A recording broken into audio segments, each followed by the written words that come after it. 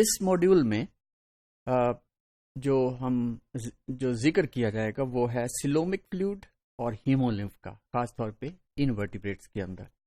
تو تمام انورٹیبریٹس بلکہ تمام ورٹیبریٹس کے اندر بھی، جیسے ہم آگے جا کے ذکر کریں گے، تو یہ کچھ نہ کچھ فلوئڈ ہماری باڈی کے اندر یا اینیملس کی باڈی کے اندر ضرور ہونا چاہیے، کیونکہ یہی وہ فلوئڈ ہے جس سے وہ ٹرانسپورٹیشن ہوتی ہے، پروڈکٹس آف ڈائجیشن کی، آکسیجن اور کاربن ڈائی آکسائڈ کی ایکسچینج ہوتی ہے، نائٹروجن ویسٹ کی ریموول ہوتی ہے. تو یہ سیلومک فلوئڈ، یہ سیلومک جیسا کہ نام سے ظاہر ہے کہ سیلومک فلوئڈ وہ فلوئڈ ہے جو سیلوم کے اندر سرکولیٹ کرتا ہے. تو سیلوم کیا ہے؟ جیسے ہم پچھلے موڈیولز کے اندر ذکر کر چکے، سیلوم وہ باڈی کیویٹی ہے جو کہ لائنڈ ہوتی ہے میزوڈرم سے. تو میزوڈرم جو کہ سپلٹ ہوتی ہے، درمیان میں کیویٹی بن جاتی ہے during the process of development, تو that cavity is called as a coelom. تو وہ کچھ اینیملز کے اندر that is filled up with a fluid, اور اس کو ہم کہتے ہیں سیلومک فلوئڈ. اور اس کی ایگزامپل جیسے اینلیٹس کے اندر، ایکینوڈرمس کے اندر یہ coelomic fluid that is the circulatory اور سپلیمنٹری سسٹم. اور اس کے علاوہ coelomic fluid that may be identical. اس کی کمپوزیشن کیسی ہے؟ کمپوزیشن ایسی ہی ہے جیسے کہ انٹرسٹیشل فلوئڈ کی ہوتی ہے. اور انٹرسٹیشل فلوئڈ کیا ہوتا ہے کہ ٹیشوز کے اندر جو فلوئڈ ہے، یعنی امنگ دا سیلز. ٹیشو کیا ہے؟ Group of cells of the same kind. اور یہ سیلز اتنے کمپیکٹ نہیں ہیں، بلکہ درمیان میں کچھ فلوئڈ ہوتا ہے، اور جسے ہم پھر انٹرسٹیشل فلوئڈ کہتے ہیں. اور انٹرسٹیشل فلوئڈ اور سیلومک فلوئڈ میں ڈفرنس کیا ہے کہ اس کے اندر ڈفرنس کچھ اسپیسیفک پروٹینز اور سیلز کا ہی ہے. تو یعنی سیلومک فلوئڈ میں یہ چیزیں زیادہ ہیں as compare to the interstitial fluid. تو coelomic fluid that transport gases, nutrients and waste products. It also function as a hydrostatic skeleton. جیسے annelids کے اندر خاص طور پہ you take the example of earthworm. تو یہ earthworm باقاعدہ ڈگ کرتا ہے، اور یہ تبھی ڈگ کر سکتا ہے کہ اگر اس کے اندر کوئی وہ باڈی کے اندر کچھ ایسا اریکٹ میٹیریل ہو. تو وہ اس کے اندر جو ایک اریکشن ہوتی ہے، تو وہ اصل میں اسی سیلومک فلوئڈ کی وجہ سے ہی ہوتی ہے، اور اسے ہی ہم ہائیڈروسٹیٹک اسکیلیٹن کہتے ہیں. پھر اس کے بعد ہیمولمف یہ زیادہ تر انورٹیبریٹس میں آرتھروپوڈس کے اندر ہے. تو this is a circulating fluid in animals which have open circulating system. اور اس اوپن سرکولیٹنگ سسٹم وہی ہے جس میں ہارٹ ہوتا ہے، پھر آگے ایک ویسل ہوتی ہے جس ڈورسل ایورٹا کہتے ہیں، اور پھر اس کے بعد یہ فلوئڈ وہ باڈی ٹیشوز کے اندر پھیل جاتا ہے. تو یہ اوپن سرکولیٹنگ سسٹم کہتا ہے.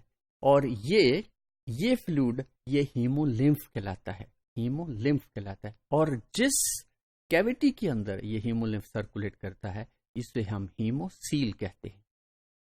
اور زیادہ تر یہ آرتھروپوڈس میں پایا جاتا ہے، اسیڈینز میں پایا جاتا ہے، اور بہت سارے مولسکس میں یہ ہیمولمف پایا جاتا ہے.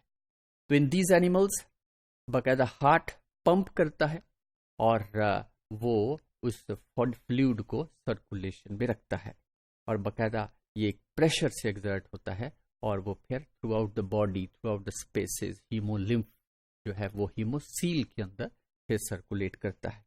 تو generally hemolymph volume is high and the circulation is slow. اس میں اور پھر essential gases or nutrients and waste these are the substances which are in general. یہ generally ایک concept ہے کہ یہ اصل میں انہی چند چیزوں کو باڈی کے اندر سرکولیشن اس کی ہونی چاہیے، and that is through a fluid. اور اس کو پمپ کرنے والا کیا ہے؟ بلڈ اور ہارٹ ہے. Now many times hemolymph has non-circulatory functions.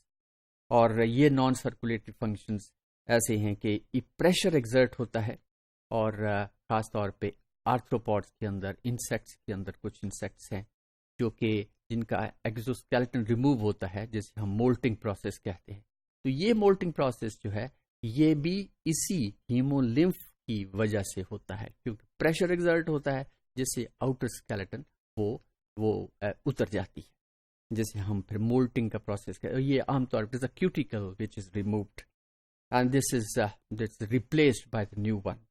اس کے علاوہ جو اینیملس کچھ ایسے فلائنگ آرتھروپوڈس ہیں جیسے انسیکٹس ہیں، تو ان کے اندر ونگس کی جو موومنٹ ہے وہ جہاں سے ونگ جو ہے وہ بالکل اٹیچڈ ہے باڈی کے ساتھ، تو وہاں پہ بھی یہ جو ہیمولمف ہے وہ پریشر سے آتا ہے، اور پھر پریشر سے وہ جب پریشر کم ہوتا ہے تو اسی پریشر سے گٹنے اور بڑھنے سے پریشر یہ اینیمل کا ونگ موو کرتا ہے.